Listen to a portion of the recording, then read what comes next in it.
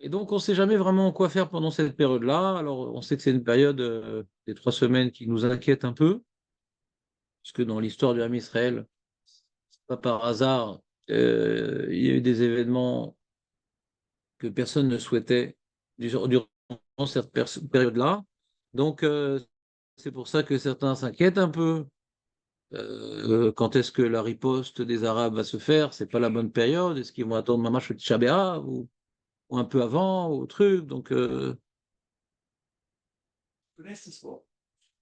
bah, disons que je me suis posé la question. Je me suis dit, est-ce que les quelques mafieux, les Neturei Karta, c'est des mafieux là-bas, c'est pas les Neturei Karta qui ont côté à Jérusalem. Ils ont eux-mêmes été mis en kherem et excommuniés par les Neturei Karta. C'est des mafieux, quoi. C'est ce que ces mafieux-là sont à tel point des mamzerim qu'ils leur ont dit Tchabéa, je sais pas, c'est-à-dire jusqu'où maintenant ils sont prêts à vendre leur Olam Haba pour, je sais même pas, j'ai même pas compris comment ça marchait leur.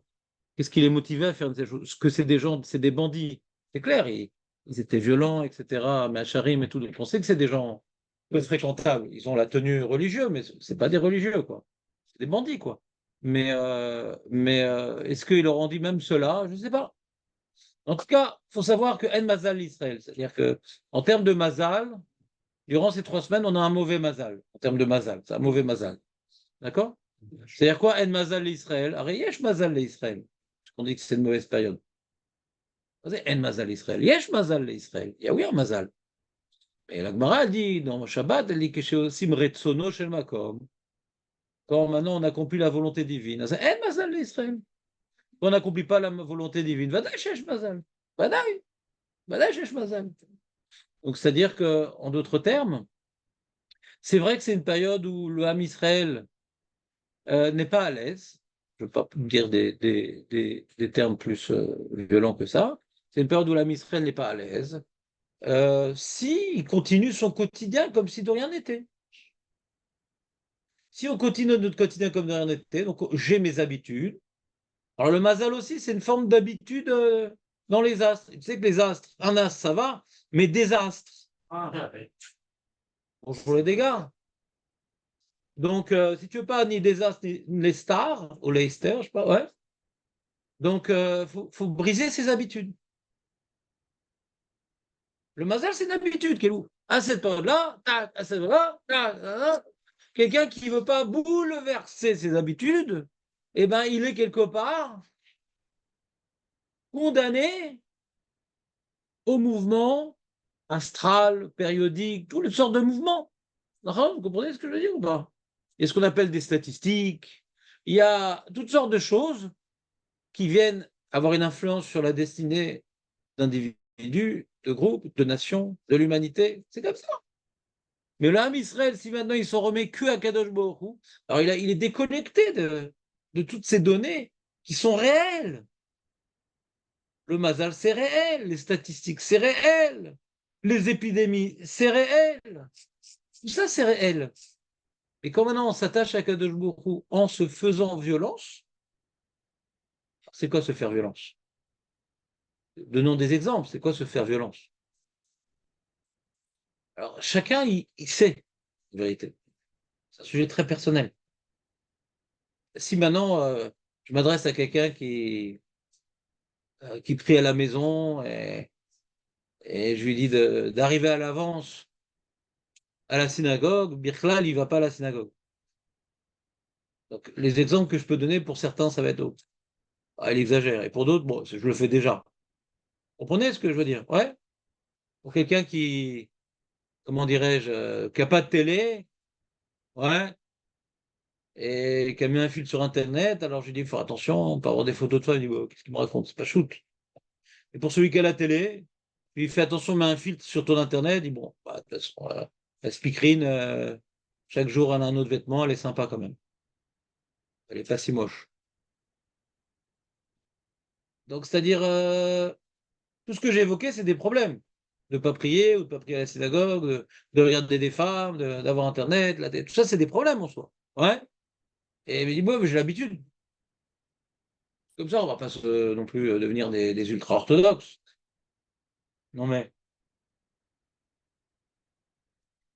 Alors, plus c'est quelque chose qui est habituel, Et plus on va prendre sur nous de briser nos habitudes, et ben donc, on s'en fout de Shabbat, quoi. La mort qui flotte au-dessus de Shabbat ne concerne pas les gens qui brisent leurs habitudes. Vous comprenez ce que je veux dire ou pas? Non? Vous comprenez pas? C'est trop clair ou c'est trop... Malheureusement, il y en a beaucoup qui changent leurs habitudes et il y en a beaucoup qui ne changent pas. Et pourtant, on prend cher à tout le monde, quoi. Tout le monde prend cher au même. Ah ouais, comme ça tu crois? Enfin, je pense, non? Non, mais t'as des preuves? Non, c'est le peuple juif qui est attaqué, spécialement ceux qui n'ont pas fait de changer leurs habitudes. Non, et ceux qui viennent comme cet octobre là-bas, et on est là. Je sais pas, Je comprends pas du tout ta question. admettons que on prenne tous conscience qu'il faut changer C'est qui d'habitude tous? Moi, je parle à David Jebali, je parle pas à tous. Ah oui, oui. Moi, vous savez très bien que je ne suis pas, comment dirais-je, mandaté à parler à un public large. Hein? Hein? Non, pas du tout. Chacun sa mission. Chacun sa mission. Et je pense que pour parler crûment, c'est uniquement des oreilles aiguisées et avisées qui sont capables d'entendre un message cru. D'accord ou pas? Donc maintenant, d'aller dans le sens du poil et de donner des petits messages pour renforcer, c'est important et c'est ce qui est beaucoup plus adapté au grand public. Ouais. Et moi, je ne vais pas par quatre chemins. On est dans une période, ouais, on va dire, je posais comme terme, qui nous met dans un défi particulier. Est-ce que nous sommes prêts à le relever ou pas? C'est tout. Et c'est marrant parce que Av, c'est avant Elul, donc c'est quelque part une préparation. C'est-à-dire, les... Hachem fait les comptes en Av. En Elul, on recommence un peu collé à Tishri. On recommence à se replonger dans une nouvelle dynamique, dans un nouveau calendrier, dans une nouvelle. Mais Av, on règle les comptes un peu. Des fois, tu vois, en Elul, on a peur de faire des ch'touillottes. Et en Av, c'est la dernière des vergondades. Vous comprenez un peu ce que je veux dire ou pas? Surtout pour nous, c'est les vacances et machin. Donc, quelqu'un m'a dit, viens, on va en vacances et tout, sympa, il y a une villa pas chère et tout. Truc, j'ai quelqu'un qui a failli partir en Aix-en-Provence, 3 semaines et tout, regarde, ça fait pas cher et tout. Je dis, mais elle est où la synagogue? Ah non, il n'y a pas de synagogue. 3 semaines? Il y a une synagogue à Aix. Non, non, mais là où ils sont. Ah. 3 semaines? Sans synagogue? Addis Abeba aussi.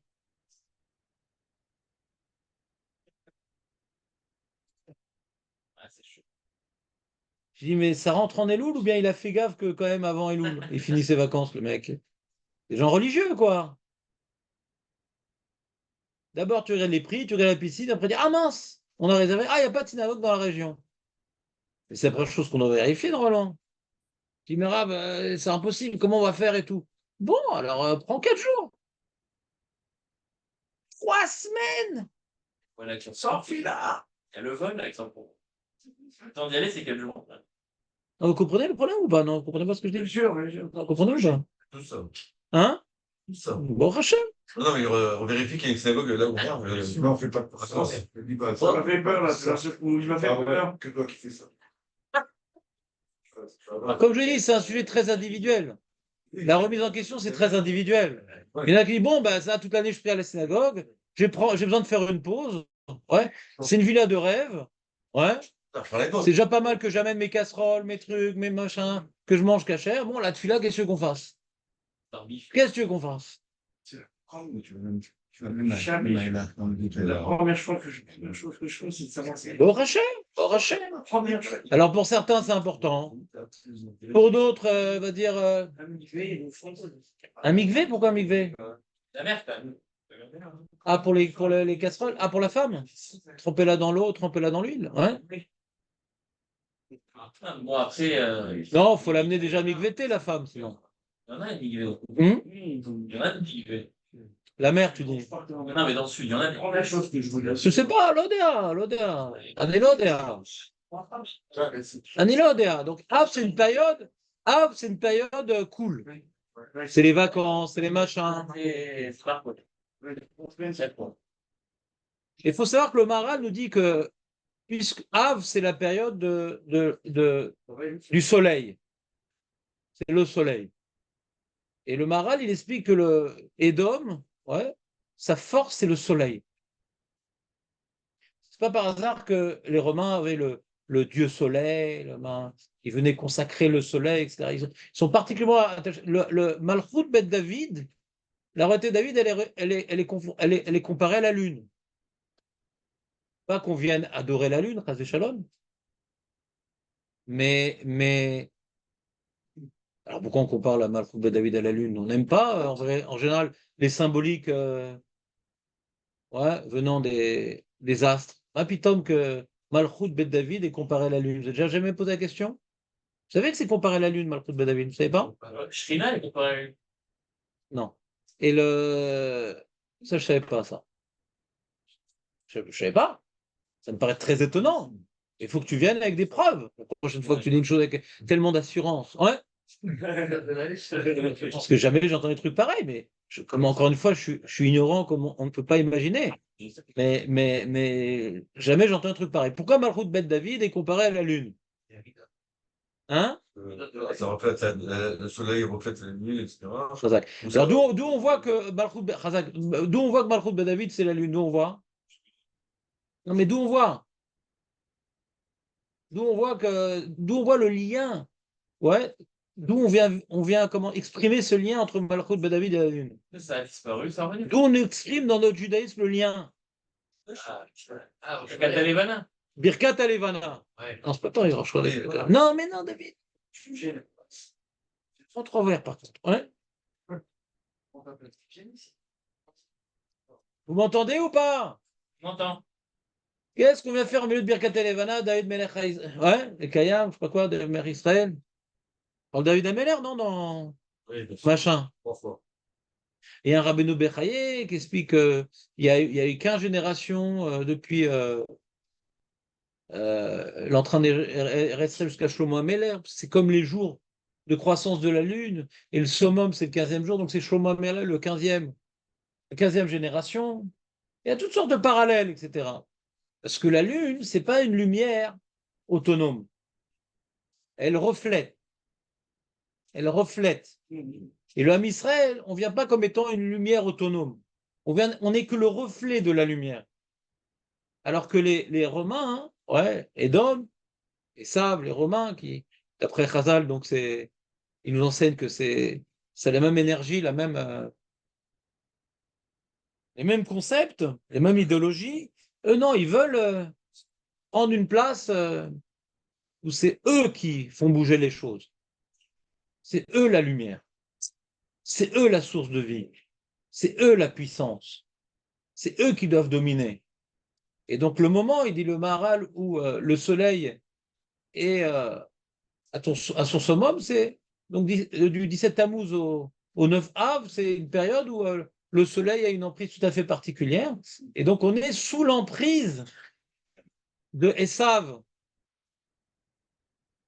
qui vient servir le soleil.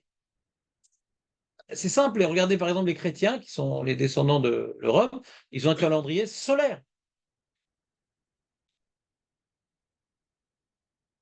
Solaire. Ce qu'ils appellent le calendrier grégorien. Grégorien. De Grégoire. De Grégoire. On a des connaissances en catéchisme le dimanche matin. Ça varie pas du tout en plus. Ah là là. Aucun intérêt. Ah, c'est comme les résultats des Jeux Olympiques, on s'en fout. Ouais. Oh non. Ah là là. Ah, bande d'abrutis. On s'en fout des Jeux Olympiques. Qu'est-ce qu'on s'en fout? On s'en tape des Jeux Olympiques. C'est les Grecs. C'est les Grecs, les Jeux Olympiques, c'est les Grecs, les amis. Celui qui aime les Jeux Olympiques est patour officiellement de l'allumage des bougies de Hanouka. Exactement. Ou t'allumes le flambeau olympique, ou t'allumes les bougies de Hanouka. Choisis ton camp, camarade. Ça te fait gagner 8 jours. Il y a des mecs, ils ont une crise de nerfs pendant 8 jours. T'es qui? Olympique, pas tour de Hanouka. Extraordinaire. Le drapeau d'Israël, ça fait plaisir. Ah. Baruch Hashem. 6 fois, il manque 2 lumières. Quand ils ont 6 médailles, Oui. mais ils ont gagné une médaille Shabbat. Ouais. Est-ce qu'on peut en profiter ou pas? Ouais, est-ce que Moutar les notes ou sur les notes? Ils sont doublés. Ah, Shabbat, ils ont gagné. Mais Kor Abracha. Puisque tu as l'air très au courant, la paracha était longue, mais aussi les informations, je vois. Quelle médaille ils ont gagné Shabbat, juste pour savoir, dis-moi? Non, Zarma, il a honte du coup. Donc David? Non, Je crois qu'il il y avait une or et après, je sais pas, c'est argent. Il y a quoi? Non, je veux savoir ce qu'ils ont gagné Shabbat. Oui, mais Pour savoir quel sport j'arrête de faire. Qu'est-ce qu'ils ont gagné Shabbat? La voile. La voile, très bien. Et le judo. C'est tout. Ouais. Judo, ça fait judaïsme, c'est pas mal. Ouais. On est très bon, on a gagné plein de médailles. Mais c'est que des Russes aussi des Juifs dans l'histoire. C'est des Russes. C'est des Russes, c'est ça. On a importé des Russes pour qu'il y ait plus de voix chez les gauchos et qu'on gagne des médailles à la. Ça marche. Ça marche. Ils sont importables, les Russes, c'est pas mal. Il y en a qui sont insupportables, moi, ils sont importables. Ouais. Ils ont fait Shabbat et des autres équipes là-bas. Qui douche, Khazar. Ils ont fait qui douche. C'est une sheila d'ailleurs d'Alacha. Est-ce qu'un Mechalel Shabbat qui fait kadouche, il a le droit de boire le vin parce que ça est nécessaire? Ils ont fait qui douche. Il y a une vidéo, il y a la vidéo qui prouve qu'ils ont fait qui douche. Voilà. C'est le mec, il s'est fait un selfie, c'est qu'il fait kadouche, je vois. Ça, c'est fait que ça fait douche. Bon, les amis, on peut tout voir en bien, tout voir en mal, mais juste savoir, ouais, on s'en fout, on fait des Jeux Olympiques, ouais. Ce qui vous intéresse maintenant, c'est les 3 semaines. Et dans les 3 semaines, juste pour résumer le petit message des retards de la Terre, 3 semaines, ce qui vous intéresse, c'est que En Mazal Israël, pour celui qui brise ses habitudes. Le Mazal, c'est les habitudes. Tel mois, il y a ça, telle période, il y a ça, machin. À cette heure-ci, je vais dormir. Là, il y a les informations. Je vais regarder les informations, voilà, machin. Et là, il y a la famille qui vient en été. Alors, je vais à la plage mélanger parce que elle la sorte, on est ensemble. Toutes les habitudes, ouais. Toutes les habitudes. Alors, celui qui se laisse aller à ses habitudes, alors il y a des habitudes aussi. Pour 3 semaines, il y a des désastres, ses habitudes. Elle la saute. Celui qui brise ses habitudes, il n'y a pas. El Mazal. Peut gagner au loto là. Il y a le loto qui est très élevé. Il y a un mec qui va gagner au loto, forcément. Comment il peut gagner au loto dans les 3 semaines? C'est incroyable. 2 réponses. Des fois, tu gagnes au loto pour le massacrer, le mec. Des fois, gagner au loto, c'est la fin de la vie, quoi. Il perd ses amis, tu ne vas pas inviter au resto, machin, tu gardes tout pour toi. Comme sa femme, elle dit non, mais je suis trop belle pour toi. Ouais. Mais Kitsour, c'est pas forcément une bonne nouvelle de gagner au loto. Mais malgré tout, si quelqu'un il brise ses habitudes, il y a l'autre qui peut gagner au loto pendant les 3 semaines et que ce soit pour lui signe de bénédiction. On peut avoir un grand Ness durant ces 3 semaines, malgré les menaces que l'actualité. Ouais, les actualités, c'est les envoyés de l'Iran et du Hamas. Ils sont là en train de nous angoisser, l'actualité. Ils sont payés par l'Iran, je pense. Ouais. Si un jour tu risques d'oublier qu'on doit avoir peur, parce que quand tu vois Picou d'Aorev, dit non, il n'y a rien à besoin de faire. Mais ne paniquez pas. Mais ça, ne paniquez pas. Il n'arrête pas de nous dire quand est-ce qu'ils vont envoyer, quand est-ce qu'ils vont envoyer, quand est-ce qu'ils vont envoyer. Putain, t'as failli oublier. Voilà, putain, t'as failli oublier qu'on allait tous mourir. Non, non, vous allez tous mourir, les mecs. C'est des tarés. Je sais pas pourquoi on relaye toutes les informations de tous les Pékins de là-bas. Là. Pékin Un Iranien, il parle, on doit avoir son message. Oui, Nasrallah, traduction et tout, rigoureuse et tout, vérifié par le grand rabbinat. Le New York Times, il a dit, et lui, il a dit. Qu'est-ce qu'on s'en fout de tout cela, en vérité? Qu'est-ce qu'ils savent déjà? Qu'est-ce qu'ils savent? Les gens, ils ont besoin d'être angoissés. De l'angoisse, c'est une demande pour de l'angoisse. Les gens veulent ça. Demander de l'angoisse. Bekitsour, donc Bekitsour. Ça marche. Donc, le temps qu'on pourrait consacrer à étudier la Torah, n'écoutons pas les informations, c'est tout. Ajoute.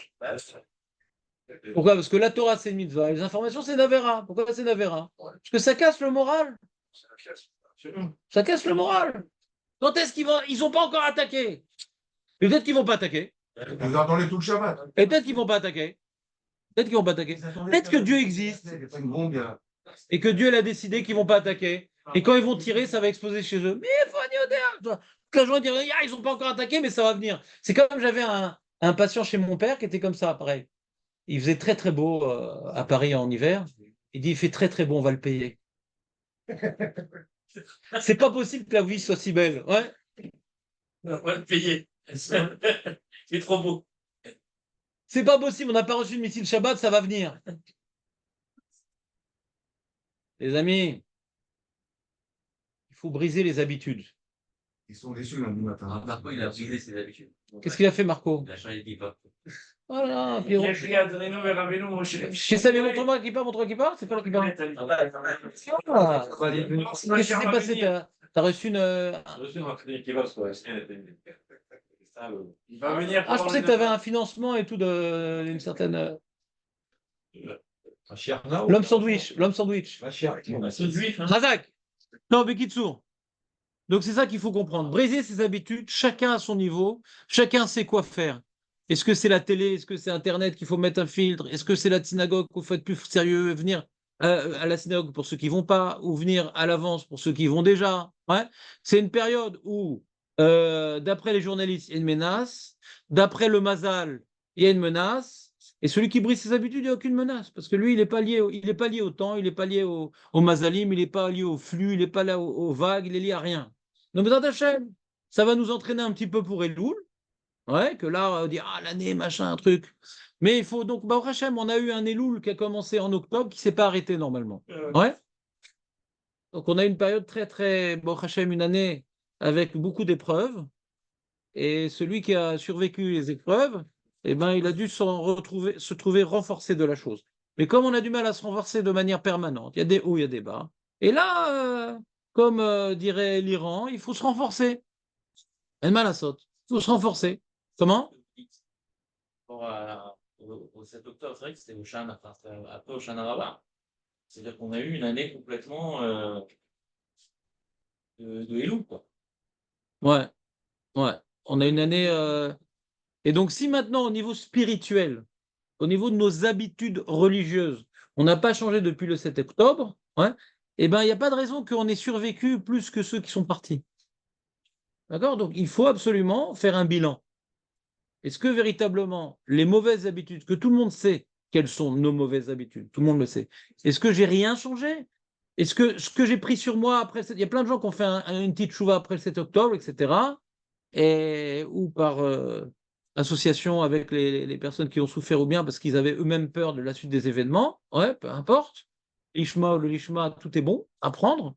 Est-ce que véritablement, quand on fait le bilan, il y a eu un changement depuis le 7 octobre? Si c'est le cas, alors, Baruch Hashem, ce n'est pas le cas. Alors, c'est le moment encore. Il y a un petit rappel, septembre, un petit rappel là avec l'Iran, etc. Qu'est-ce qu'ils vont nous mettre sur la tronche, etc. Au lieu de s'angoisser sur qu'est-ce qu'ils vont nous envoyer, s'angoisser sur qu'est-ce qu'on n'a pas fait dans cette année. C'est plutôt ça qu'il faut focaliser nos réflexions et notre remise en question, pas sur les événements qui ne dépendent pas de nous. Il y a des événements qui dépendent de nous. Qu'est-ce que je vais faire demain? Comment je vais me lever? Où je vais prier? Qu'est-ce que je vais faire? De quelle manière je vais faire mon Kriyat Shema? De quelle manière je vais faire mon Amida? De quelle manière je vais regarder les gens dans la rue, les femmes? Est-ce que Internet, télé, cache-route, le rapport avec ma femme? Est-ce que maintenant je suis poli, je suis gentil, je suis serviable, mes enfants, matin? C'est une remise en question dans tous les domaines de la vie. Ouais. Sur ça, on doit être inquiet et pas sur ce qu'on entend dans les médias. Voilà, c'est tout. Je ne vais pas vous prendre plus la tête que ça. J'avais besoin de me renforcer, mais je ne pouvais pas faire ça devant moi-même. Donc, j'ai pris en otage un petit public, excusez-moi.